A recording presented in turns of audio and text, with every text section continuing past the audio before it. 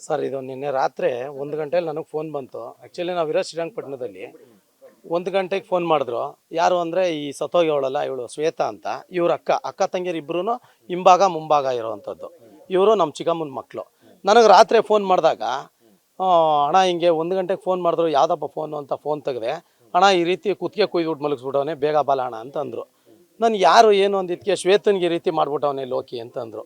ಸರಿ ಆಯಿತು ನಾನು ಬರ್ತೀನಿ ಇರಮ್ಮ, ಏನು ನೋಡಿ ಈಗ ಅಂದ್ಬಿಟ್ಟು ಕೊನೆಗೆ ನಾನು 112ಗೆ ಫೋನ್ ಮಾಡಿ ಪೊಲೀಸ್ ಬರುತ್ತೆ ಅಲ್ಲಿಗೆ. ಪೊಲೀಸ್ ಬಂದಮೇಲೆ ಅವ್ರ ಮಾಹಿತಿ ಏನು ಬೇಕು ತೊಗೊಂಡು ಅವರೆಲ್ಲ ಮಾಡ್ತಾರೆ ಅಂತ. ಅವನು ಎಲ್ಲವನೇ ಅಂತಂದೆ, ಅವನು ಇಲ್ಲೇ ಅವನೇ ಅಂತಂದರು. ಏನಕ್ಕೆ ಮಾಡ್ದಾಗ ಕೇಳು ಅಂತಂದೆ. ಅವನು ನಾನು ಇಲ್ಲಿ ಹೇಳಲ್ಲ, ನಾನು ಹೇಳ್ತೀನಿ ಅಂದ್ಬಿಟ್ಟು ಪಾಪ ಅವ್ರು ಫುಲ್ ಭಯ ಆಗಿ ಸರ್ ರಾತ್ರಿ 1 ಗಂಟೆಲಿ ಅಕ್ಕಪಕ್ಕದವ್ರು ಬಂದು ನೋಡ್ಕೊ ಹೋಗೋರೆ.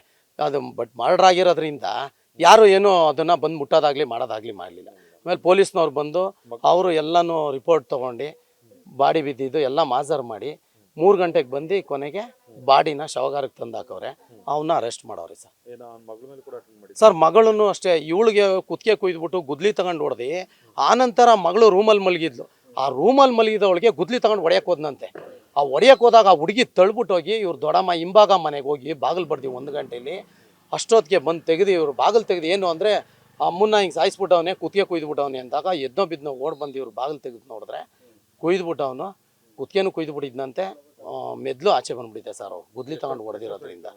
ಸರ್ ಮದುವೆ ಆಗಿ ಒಂದು 17-18 ವರ್ಷ ಆಗಿದೆ. 16 ವರ್ಷದ ಮಗಳಿದ್ದಾಳೆ ಈಗ ಅವನಿಗೆ. ಸರ್ ಏನು ಅಂದರೆ ಬರೀ ಇವ್ನಿಗೆ ಏನಂದರೆ ಬರೀ ಒಂಥರ ಅನುಮಾನ ಸರ್.